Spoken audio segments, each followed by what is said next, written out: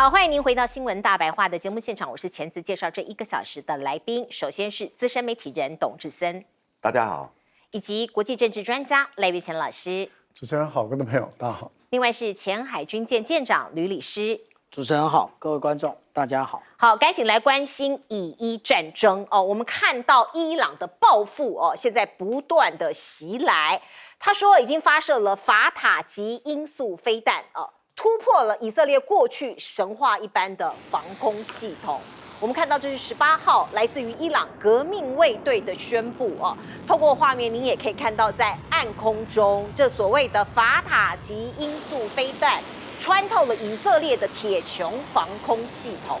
从社交媒体上面流传的影片来看，伊朗先进的飞弹的密集攻势已经突破了以色列3层飞弹的拦截系统。所以你看到，包括以色列的南部有楼房哦被炸裂，被炸毁的这个不是普通的楼房哦，它是南部最大的医院，叫做苏卢卡医院。前一天呐，才刚刚接收了在加萨受伤的以国的士兵哦，所以可以看到呢，在这个医院的内部，大家也是很惊慌，因为没有想到哦会遭到轰炸。那我们看到伊朗也公布了所谓的3D 动画图，说哦，我攻击这个医院呐，哦，其实是有目的的，因为医院的下方有以色列的秘密军事基地，这是来自于以色列的说法。可是呢，我们再回头看哦，以色列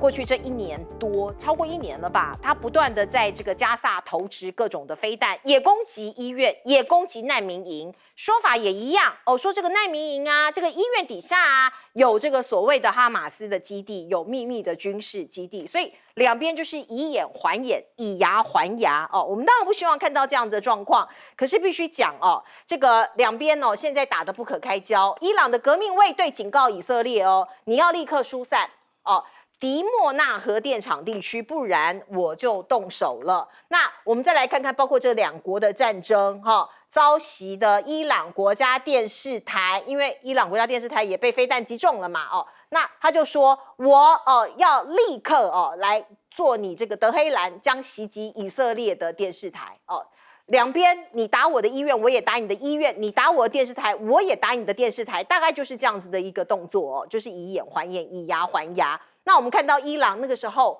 是9名科学家在睡梦中被暗杀嘛，哦，就是这一场战争的起源跟一开始的时候是这个情形哦，所以以色列报道啊，哦，这个这是一种特殊哦，这些科学家都是被一种特殊武器暗杀的，可是这些武器的细节是什么？现在是被禁止公开。那以色列的总统纳坦雅胡，当然过去一段时间他被大家谈论非常多，包括对于加萨的这个攻击啊，各种到美国去游说啊，现在又针对这个伊朗哈。那在战争的第7天，他发布一个新闻，他对全国讲话说：哦，以色列正在改变世界的面貌。他说，以色列不仅在改变中东的局势，也正在改变世界的面貌。以色列已经成功摧毁了伊朗超过1半的飞弹发射器，而另外呢，很多当然你也可以看到，以色列有很多地方已经被轰炸了哦，甚至被炸烂了。所以当然以色列也有一些居民有抱怨，那纳坦雅胡有公开喊话，我们来听听看。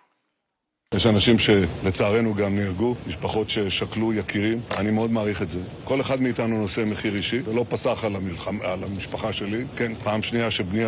אבנר, בגלל איום טילים וירי טילים, מבטל חתונה. זה בוודאי מחיר אישי יקר לו, וגם לארוסתו ולמשפחתנו. 好，纳坦雅胡的牺牲是他的2儿子，因为这个战争的关系，他的婚礼延后哦。那当然也有一些以色列人说，你做的牺牲跟我们做的牺牲是不一样的哦，所以其实还是有很多的讨论。而另外呢，我们看到美国派出了特使哦，那这位特使叫做魏科夫，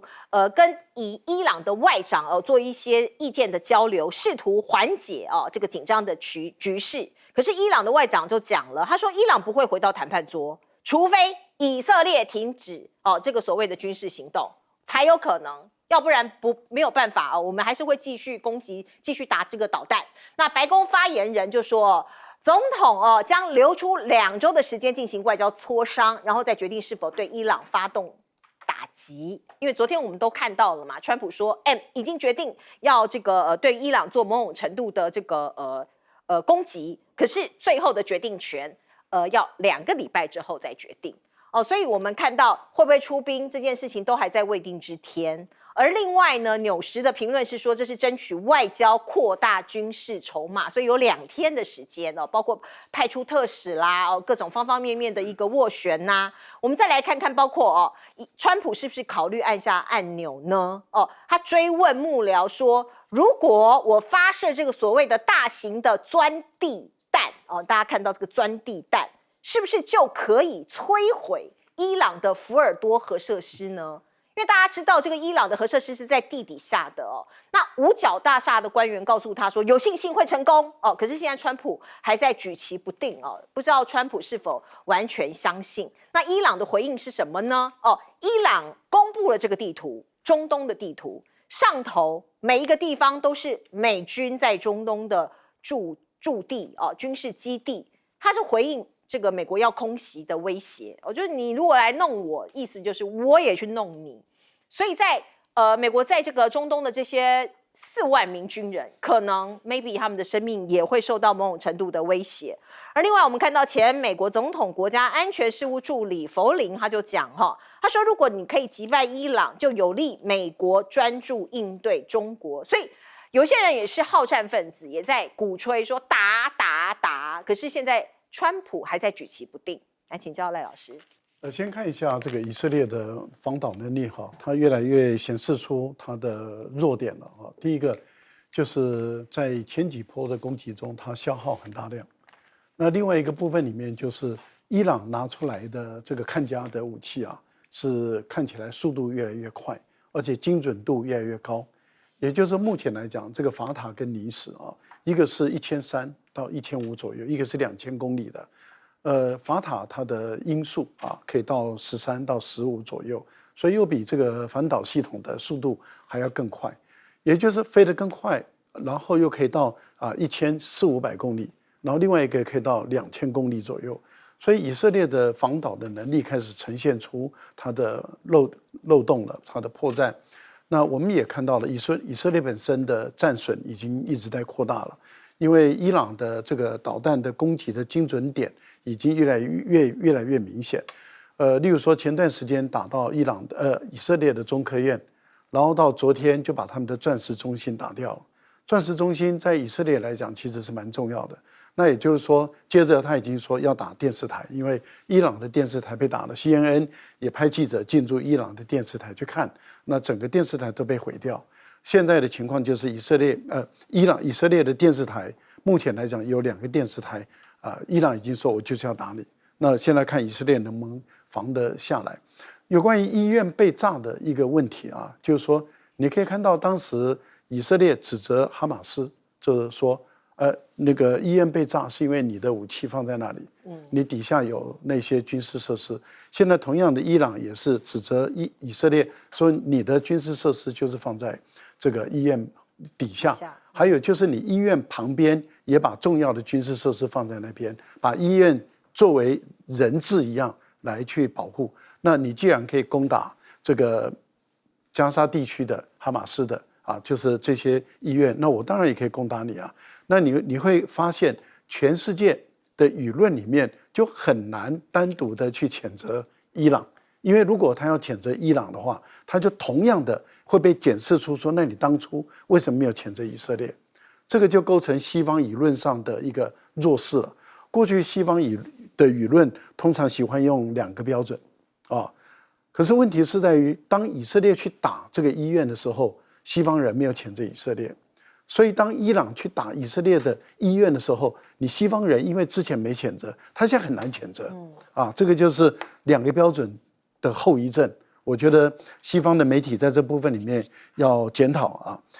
我觉得内塔尼亚胡讲到说他的儿子因为婚礼的推延而损失，这个对于很多以色列人来讲他是没办法接受的。第一个，他们的家人有人死了第二个，有成百的人是受伤受伤远比这个婚礼推迟还要严重吧。更重要的地方是在于，有很多的人是已经被关了600多天了，你到现在还没有把他们救出来，你还在那边诉苦说你的2儿子的婚礼推迟。人家会问说，这个战争是你挑起来的，不是伊朗先挑起来。所以我觉得内塔尼亚胡讲这个话没有同理心，也不会引起以色列人的一种共鸣，说哎呀，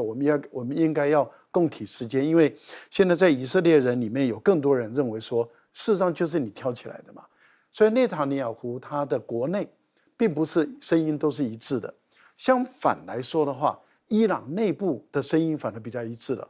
也就是说，伊朗内部里面过去有很多反对派，那反对派对于他们的生权政治是有意见的，所以不管是流亡在海外的反对派，或者是在国内的反对派，他们对于这个统治者他们有意见。可是当以色列去攻击他们的时候，你看他们的内部的杂音就变得很少了，声音就比较一致性了。原因在哪里？原因就是以色列人去攻击了伊朗，所以他们内部里面如果在批评自己的政府的话，这些人会被解读成为叛徒，啊，那因此我们看到他们内部反而跟以色列的内部不一样。既然内部的声音不一样，团结的力量不一样，战争往下走下去对以色列不利哦。所以以色列如果没有尽快的解决这个问题的话，那以色列的战争往下走对他绝对不好。还有一个问题就在于，川普又在说谎话。他说：“哎呀，伊朗有找人来跟我说。”伊朗说没有哦。现在伊朗的态度就表得很明白了。以色列不停火，伊朗就不会停火；以色列不停火，那么谈判就不可能发生。那各位想想，这个是软弱态度还是强硬的态度？这态度还是很强硬嘛。来，请教院长。之前呢，川普很决绝的说，也就是无条件投降。可是现在说要2个礼拜以后他才决定是不是要对伊朗进行攻击。其实这个就印证了，很快就会印证中国人古老的智慧：一鼓作气，再而衰，三而竭。而且你要隔2个礼拜，那就不知道这一些无论是当初跟着这个RC135或KC135跟 KC46这个加油机一起，现在已经到了约旦的这一些飞行官心里作何感想？也就是他在这一些异地他还要再待上至少2个礼拜。那这些我们讲到说有关于前几天我们看到一张照片也就是有关于这个是伊朗国营电视台它所公布的一个画面那在这个画面里面有伊朗的国旗，还有那个草绿服。最重要的是这一颗弹头，其实这个就是核威慑，也就是伊朗开始进行核威慑。那可是呢，我们这样讲我们看过这个曾经，无论是伊拉克或者是利比亚，当你说你有那个大规模毁灭武器的时候，你最好一定要有。如果你没有的话，当这一些强权准备要收拾你的时候，你还真的是无还手之力那这个我们倒回头来看也就是现在为什么大家对于这个北韩的金正恩一点办法都没有，因为大家确定他有核弹，因为他做过地下核试，而且还不止一次那我们刚刚讲到法塔赫飞弹法塔赫飞弹呢，其实它是所谓的高超音速飞弹。那这种高超音速飞弹呢，它所使用的弹道其实跟以前的弹道并不相同。那我们可以很清楚的从它的前面的这一个弹锥的这个结构以及它后面的这个翼翅，它就是非常清楚的叫做双锥体小控制翼。那个双锥体可控制翼的状况也就是它可以在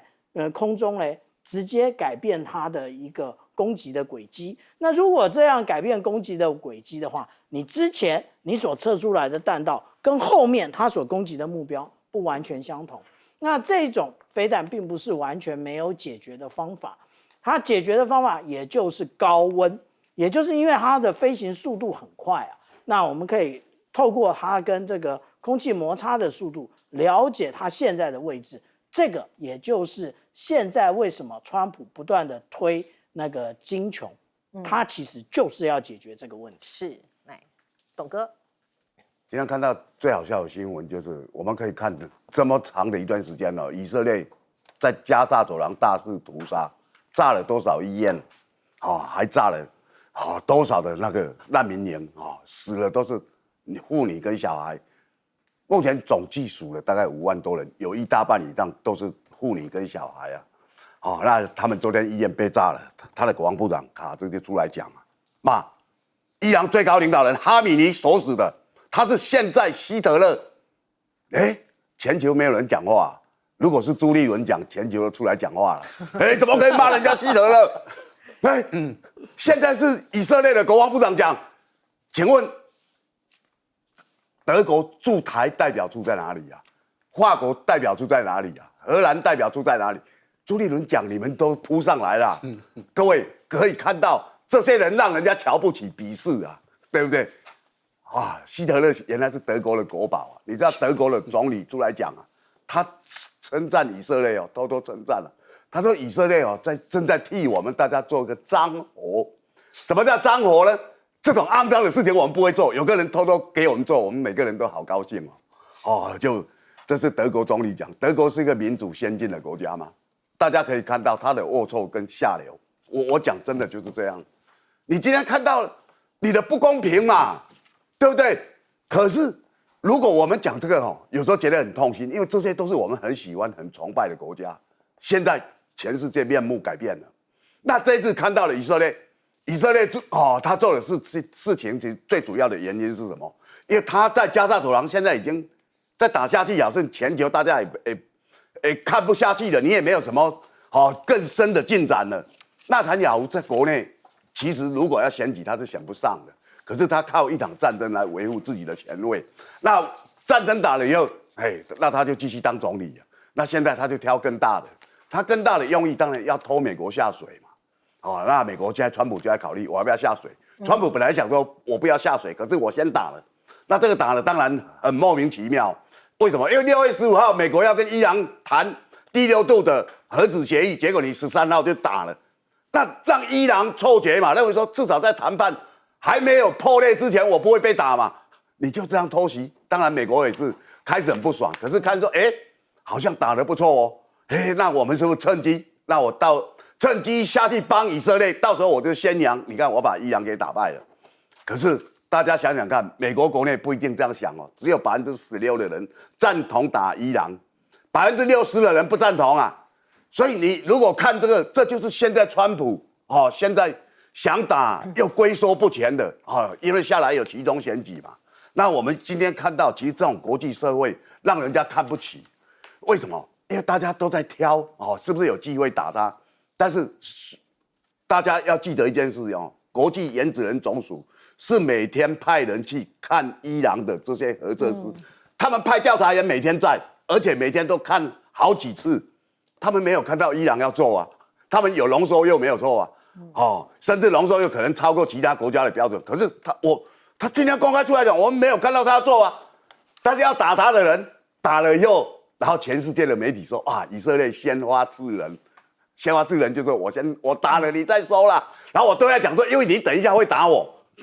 各位，这就是强权的社会，你知道吗？看了这些人的真面目都看得很清楚。是强权的社会就是这么的现实。不过我们来看看以伊战争里头，强权到底都站对哪一边？美国不用讲，就是站对以色列。那中国跟俄罗斯呢？我们来看看习近平跟普京通话了中俄一致谴责以色列袭击伊朗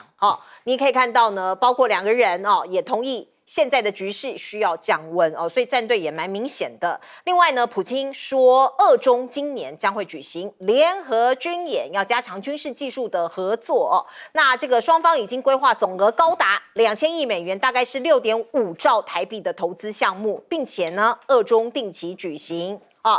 这个所谓的联合军演，在今年也会即将会进行。那2个大国联手的项目，还有这个就是这个月球的核电站，说是要新建这个核电站来挑战美国的阿提米斯。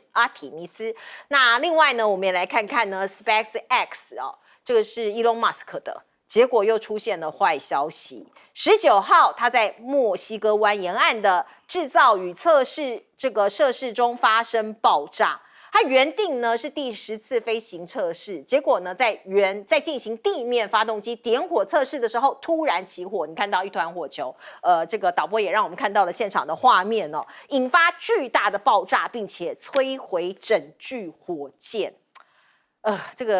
这个马斯克看的应该很心痛啦，这个都是几亿这样子的烧哈。那另外我们再来看看美国的内乱，现在也还没有停止，包括你看到不断的驱逐这些所谓的非法移民啊，这个脚步还在加快啊。白宫说要扩大驱逐这些非法移民，而且呢，这些庇护城市成为目标。什么是庇护城市？因为有一些州是民主党执政的，他不赞成川普的政策，像是洛杉矶啊、纽约啊这些城市所以庇护城市。也就是说，他们尽量不去做这样的逮捕的配合，像是纽约我刚刚讲还有芝加哥那川普说，现在这个海关以及移民总署未来会扩大驱逐。特别是你躲在庇护城市，我要把你搜出来啊！边境沙皇就说会持续的发动突击的行动，什么地方呢？农舍还有饭店，因为农舍有非常多的非法移民啊、工人啊在采收农作物，饭店也一样。很多移工在洗盘子、铺床这些要去突击。那另外呢，有一些人今天有一个消息出来说，在阿富汗美军不是撤退了吗？那有一些人是跟着美军来的，大部分的人还是留在阿富汗。可是像这一位仁兄，他说我是驻阿富汗的美军的翻译，后来撤到美国来他在圣地亚哥出席移民听证会的时候后来立刻被 ICE 的特工给逮捕，理由是什么我不知道。总之呢，他一直喊冤。他说我在阿富汗境内帮你美国人很多忙啊，做了很多事啊，你现在要逮捕我说我是非法移民吗？还是有什么其他的罪名？不知道总之呢，现在美国各地蛮混乱的，而另外呢，包括民主党的州长某种程度都被起诉他是肯塔基州的民主党籍的州长，叫安迪贝希尔，因为呢，他为非法移民提供州内的学费减免，所以我们看到美国司法部说，你这样子是犯了我们的法，因为任何州都不能允许向非法移民提供经济利益，他把美国这样会让美国人变成2等公民他是合法美国人，你没有给我这个减半，你给非法的减半不行所以他被起诉了。而另外我们看到现在洛杉矶大家守望相助，因为太多 ICE 的这些人要去把非法移民给逮捕，所以呢看到富比士杂志报道，这是亚马逊旗下有一个叫 Ring 的门铃的 App。叫做 Neighbors 本来他们是做一个宠物遗失啊，寻找遗失包裹的一个 App， 就是大家可以互相帮助的邻居之间的。可是现在因为发生大规模的逮捕行动之后，他们利用它分享 ICE 人员出没的照片譬如说我看到董哥家门口有一个 ICE 的干员我就赶快发布，然后大家就可以避开那个地方现在美国变成是这样真的有一点点令人觉得很不胜唏嘘啊！包括鬼城，怎么会有鬼城？原来有很多地方是移民社区，你知道吗？阿米狗啊，各种亚裔啊，各种人在这里移民社区。可是现在有人被逮捕，有逃走了，所以你看到就变鬼城了所以这个扫荡行动真的是风声鹤唳这个让人家觉得不寒而栗。而另外我们看到纽森他就抨击川普。他这是恶意举动说他是一个真正精神失常的人不断的这个抨击这个川普的一些政策跟作为。那另外呢，我们看到美国有钱人说是现在也在逛1元店了。大家知道有100元商店在日本，台湾也有就是很便宜的，可能39块啊、29块，你就可以买到一些小物、小东西。那因为在关税焦虑下，中产阶级的消费开始变保守或者是降级这是经济警讯有一些平常蛮有钱的人，现在也跑去这个叫做这个Dollar Tree 还有 Dollar General 这些东西这高收入他们以前不会去因为这便宜的东西这个现在都吸引他们去消费了。而听说这个餐馆酒吧的消费因为很贵有一些人也没有钱去了，创下2年多最大的减幅。来，赖老师，大陆跟俄国他们的态度其实跟联合国的安理会5个常任理事国的态度都一样，就是反对拥有核武，反对制造核武也就是说，除了5大常任理事国，他们是在国际法的规范下，他们可以拥有核武以外，任何一个国家要发展核武，他们基本上都不会支持的。大陆是如此，俄罗斯也是如此，美国也是。所以如果伊朗要发展核武，他们是不会支持。但是现在的情况是，国际原能委员会他认为伊朗没有要发展核武，只是说他有在提炼浓缩铀。那我们都知道，浓缩铀是一个核武的必要的材料，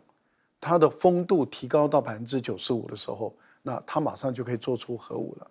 所以怎么样去处理它目前在提炼的这个浓缩铀，这是要经过外交的政治的手段来解决。过去美国就成功过嘛，奥巴马时代就用政治的手段来解决，所以是反对用武力的方法来解决这个问题。更何况以色列本身也发展核武，所以以色列也没有遵守联合国的一个决议，以色列也违反了这个核不扩散条约。可是问题就在于，在国际原能委员会的会议里面，竟然没有谴责以色列违反这个条约，而去谴责这个伊朗，然后要把伊朗的谴责案移送到联合国的安理会来处理。这个就处于国际之间的双重标准、不公平、不公义的一个情况，但它却发生了。这第一个。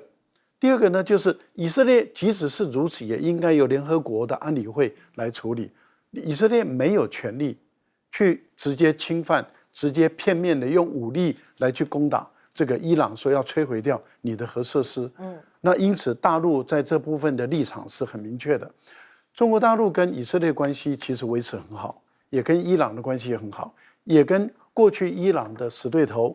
沙特关系都很好嘛。那也就是说，大陆目前来讲，它采用的还是军事不结盟、军事不介入的一个基本的原则，因为他觉得他目前的整个总体的国力还没有强大到他可以来去说我当全世界的这个公道主因为他不觉得他已经有这个军事的力量了，是因为你要发展到这个力量，你第一个你不能够有任何东西是会被别人卡住脖子的。现在你看美国的一个半导体就可以把中国卡得很痛苦。第二个呢，就是中产阶级数量还不够多。第三个就是你的军事武力必须要经过检证，很能打。那目前来讲，大陆的军事武力还没有真正经过检证所以要在周边的国家先试看看嘛例如说在菲律宾啦或者是跟美国啦，或是跟日本啦，或是跟印度啦，检证一下中国的解放军。如果能够击垮美国的话，那我相信中国大陆未来在所有的这个国际的争端中，他就很敢出手了。到目前为止还没有的情形下，更重要的地方是在于这种远距离的投掷能力是大陆必须要具备有，所以它在海外的军事基地的支撑点必须要建立起来，这个还需要一段时间。我觉得在这个时机还没到之前，你会发现大陆的外交政策的基本原则，你还是很清楚的看到，它都是主张用政治手段解决，用外交手段解决，都反对用军事武力来解决。等到有一天大陆的军力可以投掷在每个地方的时候，我想未来中国的声音应该会有点转变。好，我们收到的最新消息是，伊朗今天清晨攻击了以色列南部城市贝尔谢巴的一处科技园区。这个科技园区里头有 Intel 还有微软在内的多家知名高科技的企业，可以说是像是我们台湾的新竹科学园区那样子的一个概念这是我们刚刚收到的最新消息，伊朗已经对这个科学园区进行了攻击，现在受损的状况我们还不清楚。来，请教这个董哥。我们可以看到其实在这一波中国大陆它里面扮演的角色，就它像跟普亭有一个通话叫做习近平。那其实美国的态度也非常特殊美国有很多人比较鹰派的主张要打，那有些媒体他们也希望，比如说《纽约时报》今天就有一篇很特殊他如果美国打的话，就可以让中国在中亚这边的影响力就变小就是鼓励打，大家很难想象《纽约时报》但是为什么会这样呢？因为它里面真的是有两种意见因为我们过去很形塑，某些人是大外弹，伊朗当然是普丁当然是然后中国大陆当然是，还有北韩我们就很形塑，所以如果去打它，大家就好像觉得有很正当性就是高度去丑化某一些国家。但是我们因为几年来大家所看到的这些战争的形态，让全世界很多事情就改观。比如说俄乌战争，让全世界的能源世界就改观。现在台电的理由说，因为有俄乌战争，我们能源涨价，所以我们一直没有赚钱，一直赔钱，政府就要补贴。他不讲他的核能政策被他推翻，对不对？我们今天可以看到就是这样。所以世界很多东西改观，那这改观以后，变成很多人的心态就跟过去不一样。过去故作高雅、故作上流的人，现在就自欺下流到处是啊。那为什么讲这个呢？因为中国大陆这几年在做的，比如说最近的中亚会议，大家也可以看到习近平亲自出席啊。但是在中亚这几年，他一个很重要的就是伊朗跟他的死对头沙烏地阿拉伯签了和平协议，2023年，那时候大家就发现了，好像这个氛围跟态度是不一样。为什么？那时候俄乌战争已经在打了，那为什么他还能够促成有人在打仗，有人在促进和平？就会觉得是跟过去不一样。所以很多人觉得说中国大陆好像要回来掌控中亚，那大家知道中亚这些沙漠国家很多是死对头啊，但是可以让它重就好。那过去掌控这边最主要是俄国或者美国，就各种势力嘛，美国跟俄国。那现在中国大陆手伸进来，一带一路各种专类，对不对？都往这里来了，哇，这个是不是真的打通整个中国大陆的影响力到各地呢？所以美国或者欧洲很多人会担心，他们就会开始认为说，那我们这个时候其实是应该让美国去参战，直接把武力的影响力再来重塑整个中亚，它就变成这样啊。那我们今天看到，其实作为一个正常人，我们都不希望有战争，哪里都不需要有，因为战争会死人嘛。好，那伊朗现在你一直打他真的像你讲的那么弱吗？因为开始的一击他是没有防备的嘛，没有防备被打得稀里哗啦，对，那他损失很惨重。但他有很多东西是在地底下，那打了几天以后发现，哇，他有超高音速的导弹啊，这怎么会这样？然后你的过去号称说我的铜墙铁壁，对不对？打来了我通通可以拦截，现在发现怎么很多东西拦截不到了？对，没有错。来，现在据说以色列的这个科技园区，像是我们的竹科这样子的一个地方，也被攻击了。来，当然啊，要攻击就攻击到痛。而且现在其实我们来看这个，伊朗它就是不断的在消耗以色列所有的防空系统。那但是以色列的防空系统它基本上来讲，它自己是4成。那如果另外再加美国，它还有爱国者跟萨德，那它自己的4成，大家都认为铁穹。可是铁穹其实当初只是用来拦截这个火箭弹，拦截榴弹炮，拦截迫击炮用的。它其实不是用来拦截飞弹用的，但是它也可以拦截飞弹，但是它的距离只有70公里啊。那现在呢，已经被消耗的差不多了。那其实我们看到昨天中国跟俄罗斯两国的领导人进行通话那通话呢，其实讲到几个重点第一个，也就是今年呢，那会直接的到那个上合组织参加上合组织，而且呢，参加完上合组织之后，就会前往北京，那参加9月3号的抗战胜利80周年的这个活动那一般来讲，大家认为是阅兵。另外一个很重要的，也就是中俄联合军演的部分，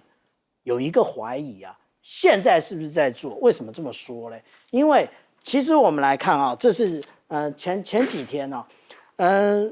日本防卫省统合幕僚监部公布的那个辽宁舰跟山东舰它的一个航机那红色的是辽宁舰，蓝色的是山东舰，它还把它的编队内容全部通通都罗列出来。但是有一个问题出现了，什么问题出现呢？也就是说，我们可以看到这个是在6月4号到6月5号通过大隅海峡的拉萨舰编队，就是拉萨舰跟潍坊舰，然后还有通过宫古海峡的烟台舰跟可可西里舰，这个是一个补给舰，不见了。那另外还有天狼星的这个815电子侦察舰也不见了。那在这个同时呢，就是不在我们所谓的不见了，是它不在那个我们刚刚讲到说有关于山东跟福建舰的一个统计里面，但是俄罗斯的舰队它通过了青津海峡，然后直接绕到日本的东侧来了，是不是中俄两国正在军演？我们要继续观察。除了有所谓的这个战争之外，我们看到关税的贸易战也是野火燎原。包括你看到在 G7 里头加拿大跟美国两大这个总统正在说话，可是呢，卡尼加拿大的这个总理就说，在30天里头，如果希望可以达成贸易协定，如果没有达成的话，他已经做好准备了会对美国的钢铝加征25%的反制关税的这样的费用。那加拿大的的确确卡尼上来之后做法比较不一样，不像以前这个言听计从的小老弟，他怒了最近造反了耶，狂卖美债578亿，已经是高居世界之冠他的这个拥有美债的这个总额下降到了3000多亿美元，已经跳出了5大债主的名单。过去他一直是前5大现在变成第7名所以我们看到呢，包括印度最近生气气，对川普生气气，为什么？因为6月18号，川普在白宫接见了巴基斯坦陆军参谋长穆尼尔元帅在这里，这对这个莫迪来说是可忍孰不可忍呐。因为像莫迪这一次受邀到 G7， 可是都没有办法跟川普1对1见个面或者说什么话那我们就可以看到，在印度国内这个舆情舆论也炸了。他们说，美国人必须要像是阿纳布就是一个主持人，他说美国人必须要问川普为什么他要跟巴基斯坦的宾拉登共进午餐，因为印度人觉得他就是恐怖分子，就跟宾拉登的地位一样所以这个舆论在印度就沸腾了。我们来看看这个阿纳布他怎么讲。Now you have a man called Donald Trump in charge. Very unpredictable, very difficult to trust, impossible to believe. The point I'm trying to say is Donald Trump is a walking, talking crisis of an individual, and he will lead the world into a bigger crisis if he is not checked. Countries will have problems. Battles will happen, disagreements will happen, but right now, if there is one problem the world has, that problem has a name, and that is Donald Trump. 好，我们看到美国跟中国两大国互掐脖子的工具，美国是晶片，中国就是稀土那现在欧盟希望可以在中欧峰会让这个稀土的问题获得解决。欧盟的官员就说，中方把牌就稀土牌打得很好所以他们希望呢中国可以在这个关键稀土矿产这个部分呢，对于欧盟可以放松一点，包括这个许可证的发放期限还有或者是向欧盟出口稀土的程序中取消这个所谓的这个机制，许可证的机制。那现在还要谈嘛？可是呢，刚刚讲说他牌打得很好，讲的就是中国的稀土战嘛。美国的业界大佬就说，这不是一场快仗。你没有办法在短期内像去格陵兰买矿去哪里开采可以解决的。这个是来自于美国稀土行业的资深人士，他叫做 Mark Smith。他说，西方国家如果试图削弱中国在稀土供应链的主导地位，将面临一场漫长而艰难的过程。因为过去他曾经协助过日本，在2010年的时候，因为中日有外交争端嘛，所以中国那个时候就掐住日本的脖子，就暂停对日本出口。所以那个时候呢，他其实担任美国唯一稀土矿产，就是这位 Smith 先生叫 Molycorp 的负责人，他就说，我们在美国有资源加拿大、澳洲有资源，因为都有矿。可是你现在有几个东西，你就是没有办法有。中国大陆完完全全掌握了，像是特、低还有山，你没有办法拿呀。这个是稀土元素的生产体系，你根本没有办法拿，所以这个都是没有办法解决、没有办法突破的一个点。而另外我们看到呢，中国大陆驻美国的大使就说，你现在我们想买的东西你不给我，你光要我们买大豆牛肉我怎么跟你解决贸易逆差？解决不了这些东西都便宜的嘛那我们想要买半导体，你又不给我所以他就说谢峰这个谈判代表他就说，你这个驻美大使就说，你这样子我们没有办法解决逆差哟那另外呢，我们也可以看到，包括 AI 哦，现在在中国大陆的发展到底如何了？哦，据说只落后美国几个月而已，就在它后面呢。哦，就在美国的后面。这是白宫加密货币还有 AI 总管萨克斯，他就说 ，DeepSeek 今年初突破性的人工智能模型证明，中国大陆即使面临出口管制，还是可以取得进步哦。所以你要完完全全的阻止它，很难很难呐。好，我们再来看看这个画面，请导播让我们看一下，这是发生在这个重庆叫做魅力重庆的无人机灯光秀。众所皆知，中国大陆的无人机的发展已经领先这个全世界。那这一次的灯光秀呢，是由11787架的无人机组成的双编队飞行表演，也成功的刷新了之前由深圳创下的最多无人机组成的空中图案的这个金氏世界纪录。好，没有办法，这个科技战就是这样子，大家还是看实力哦。来，请教赖老师。其实这个也给我们台湾一个很大的启示了，因为台湾之前在科技方面其实也是表现得很杰出啊。但是我们就一直因为是反对对，尤其民进党主政的情境下，不断的在对大陆的这样的一种敌视的一种态度，报道都偏颇了，所以使我们台湾广大的老师、学生还有科技业者都不知道中国大陆发展到什么情况。我觉得这个对台湾的是很不公平的啊，应该要让台湾的更多的民众知道大陆的进步，越知道它的进步，我们才有相对进步的空间嘛，我们就知道我们还要再努力，而且有哪些空间我们是可以合作的啊，因为你不能追随美国去跟中国大陆对抗嘛，因为这是人类间最愚蠢的事情。那怎么会有这么愚蠢的政党去要我们的台湾的老百姓去做这么愚蠢的事哦？这真的是不可思议的事。美国现在的情况，你看，他到处树敌了。现在的情况就是没有一个协议谈出来，就英国以外。英国谈了一个丧权入国的协议，这个英国的这个工党的领袖现在他在国内也面临很大的危机。那你看日本的石破茂到现在不肯妥协啊，而加拿大已经越来越强硬了。为什么？因为大家看破川普的手脚嘛，就是你根本没有多少筹码跟空间可以用，所以加拿大的态度越来越强硬了。那为什么川普突然间要去巴结讨好这个巴基斯坦呢？就是如果美国真的要对于伊朗动手，没有巴基斯坦，他一点办法都没有。他透过远程的轰炸，他的风险很高。如果他要透过地面部队，坦白说，除了巴基斯坦，因为过去他还有阿富汗，可他现在阿富汗已经整个丢掉了。那巴基斯坦他已经有利用价值了，又重新有利用价值。美国人是要利用你的时候就回来，不利用你的时候就把你甩掉。一向如此，过去要利用印度的时候就跟印度拥抱，为什么要利用印度？要用印度去弄中国，然后就每天拥抱印度。现在印度不想跟中国大陆闹了，这个时候印度没有利用价值了，他就回来要利用巴基斯坦了。那为什么？因为他如果要攻打这个伊朗的话，他一定要巴基斯坦的基地，没有巴基斯坦的基地，他很难把地面部队、特种部队渗透进入伊朗。所以我想这个是很明白的，而且很现实的问题。印度自己要想清楚，你要不要一天到晚被人家当棋子用？巴基斯坦也要想清楚，自己要不要被当棋子用？其实民进党也要想清楚，要不要一直被当棋子用？把台湾人的利益放在哪里啊？赖总统说我们是棋手，不是棋子。是啊。好，我们进一下广告。好大的棋手。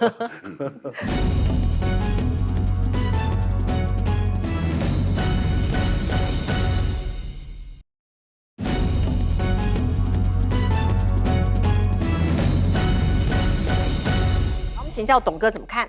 现在全世界它有2种武器，大家都很好奇一个是GBU 的57的那个专利弹到底是怎么回事？只有美国有，说可以打伊拉克。现在伊拉克的人手摸的核子弹，大家也在看它到底有没有核子弹。所以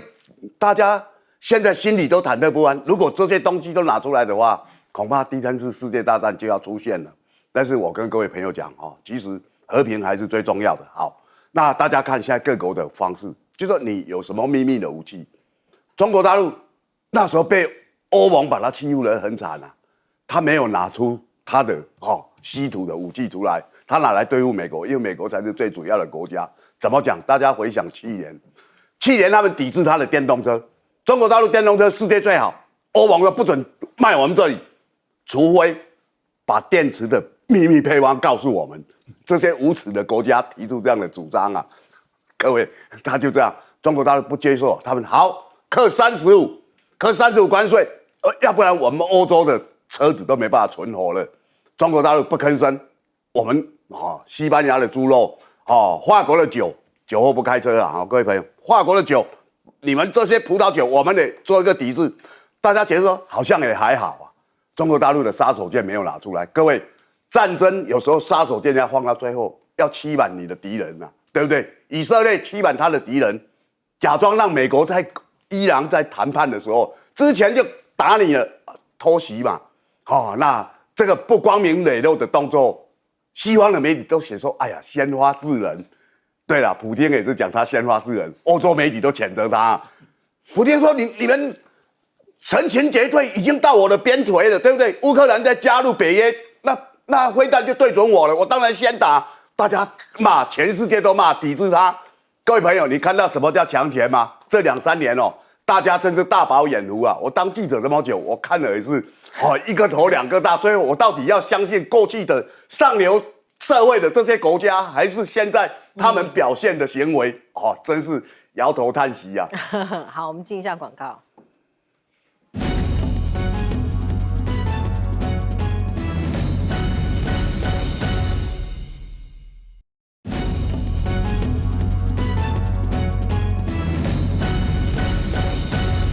好，我们请舰长怎么看？川普啊，他在白宫会见了这个巴基斯坦的陆军参谋长，那当然啦，那最不开心的也就会是印度啊。但是呢，这就凸显了川普的Taco的个性啊。Taco也就是川普总是临阵退缩啊。他不但临阵退缩，他还遇强则弱，遇弱则强。然后呢，不管是棋子还是弃子，用过就丢。那其实他也不过就任啊，那才这么一些日子啊，大概也还不到半年啊。但是大家已经看懂他的一个行事作风了啊。那另外呢，我们讲到说有关于稀土的部分，还记得吗？我相信，因为我的这种讲法哦，大家接受程度不同啊。也就是我说稀土不要拿来卡脖子，而是要呢让中国大陆要让美国啊吃不饱也饿不死，让他没有余裕去进行弯道超车，也就是让他非得继续的依赖中国。那当初我这个讲法，大家很多看法不同啊。但是现在我们看到这个欧盟的官员就说，其实这张牌打得很好，也就是说呢，到最后一刻才让步，意思也就是说，这个其实也就是谈判之中的一种作为啊。那至于说，我们看到重庆的这一个